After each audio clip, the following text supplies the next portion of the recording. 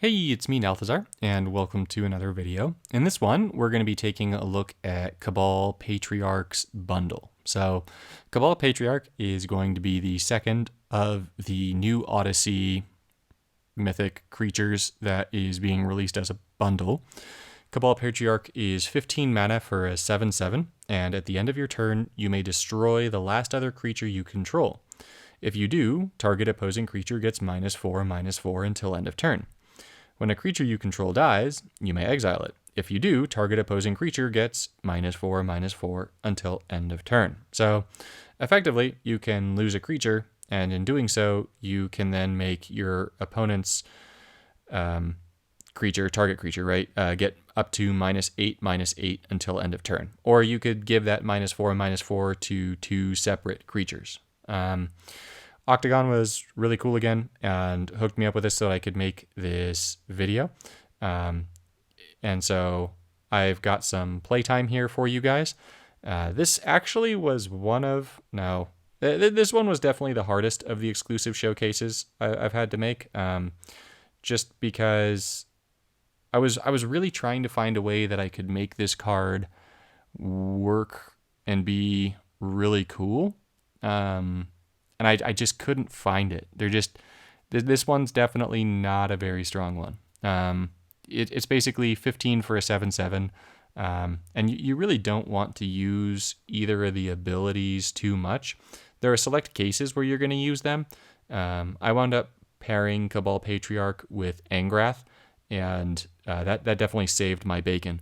I played in Legacy Training Grounds because this card has to be played in Legacy, and it really doesn't have a place with all of the other big Legacy baddies that are out there. So I don't know what sort of fallout repercussions there are for me saying that. But yeah, this one's definitely not a strong one. So I'm going to jump straight to the gameplay so you guys can see it in action. I had a perfect Legacy match. It was just everything that is Legacy right now in one match. And because I was using Angrath, I was able to pull through and make it a pretty cool match, actually. So let's go ahead and see the gameplay. Alrighty, so let's check out our starting hand. We've got, nice. All right, so right out the gate, we've got two Cabal Patriarchs in hand. We've got a Ball Lightning, which was, I felt like the best thing to test this guy with. And definitely the coolest thing about this card is how it looks in your hand. So take a look at that guy. Like, he just, that little image of him just looks really cool. That's actually my favorite thing about the card. So here we're getting Cabal Patriarch down. I did not expect to cascade into the Ball Lightning there. So that was a little bit of a misplay just because I then couldn't use the Ball Lightning to kill Ajani's creatures. And then this just turned into Legacy, right? I mean, that Growing Rights of a Tillamook just activated like half the board with these things, these Hydras. So I was like, oh, well, all right. I mean, hopefully this gives me a pretty good opportunity to showcase the Patriarch, right? Because I'll be able to give a whole bunch of things -/. And ideally, because I get -8/-8, and those Hydras are -8/-8, I'll be able to use it to get rid of the Hydras. So I get the second Patriarch down, and then the point of getting the second one down is just to start whittling Ajani's health down a little bit.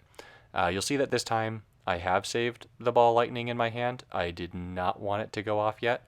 I wanted to try and use it as removal. Now, the other creature I thought would be a really good pairing here is Squee, because you can just choose to sacrifice Squee every turn, and in doing so, give something -4/-4 every turn. The downside is that -4/-4 is not permanent. It's a temporary -4/-4. It's just until end of turn. If it was permanent, then there would definitely be some more things that I would want to try out with the Patriarch, but as it's not, there aren't. So here you're seeing Castle Lochthwain is drawing me cards. That's where I'm losing life and drawing cards. And then even more Legacy shenanigans happens, because now here we get to see green gem conversion. You either have been playing this game for a while and you've gone up against this a billion times, or you're newer to the game and you have not yet had to experience this. If you're a person that hasn't yet had to experience this, kudos. Um, that's awesome. But for everyone else, I think you're going to appreciate what I was able to pull off with this because, well, first up, I want to say that I really like that Ajani's using Embalm, and so that this person, the Joker, is I believe the person I'm playing against. I really appreciate the Joker's use of like non-meta cards apart from the green gem conversion, right? But just like what it's going into. So there, I'm checking that thing out just because I'm like, all right, that's the thing that's giving them all vigilance, right? And so as I'm surveying the field here as to what it is I want to do, I remember that Ajani's second ability lets me steal something and then it dies, which is definitely what I'm going to do to my opponent's big 16/16 token. Now, as I'm playing here, I was thinking, all right, so my dudes are going to attack into the vigilance walls, and I'm going to be able to wipe my opponent's board.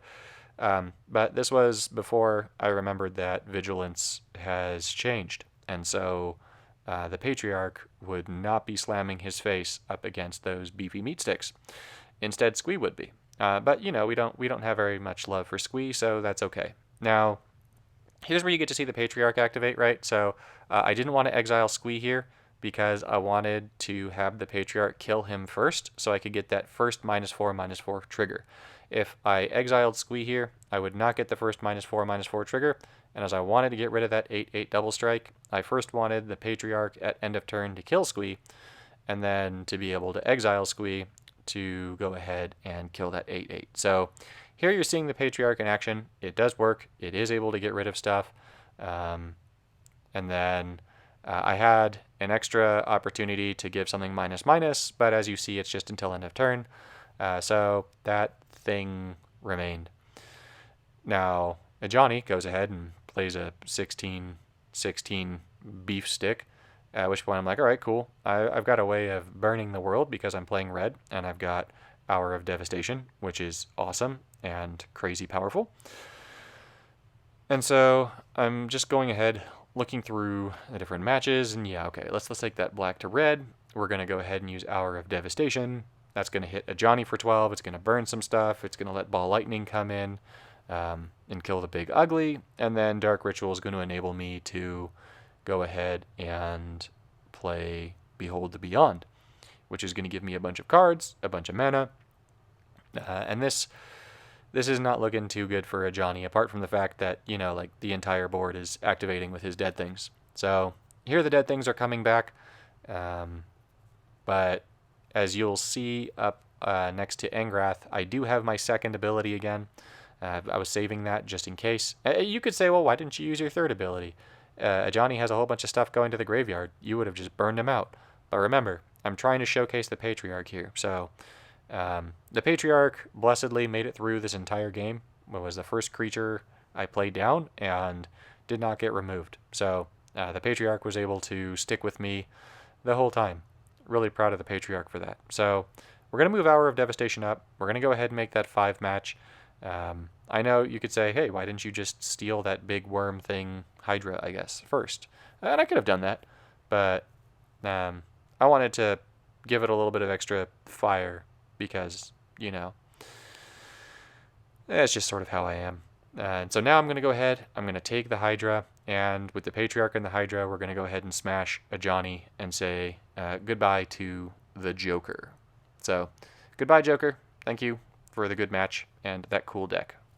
Alrighty, so this brings us to the conclusion of our video. So, what do I think of Cabal Patriarch? I kind of said it at the beginning, but it's not the strongest of cards. I mean, it can be useful if you don't have anything as a sack outlet for losing creature objectives, because it can go ahead and make you lose a creature every turn. And then you sort of get to have some control over what that creature is, just in that it's always going to be the last one. But yeah, it's definitely not a very strong bundle as bundles go. So if you're a completionist and you want to get this, then by all means go ahead. If you want to just like play with some new cards, you're stuck at home, go ahead and do that. But if you're looking for a new powerful card This just isn't that bundle. So yeah, thanks for tuning in. I'll see you in the next one.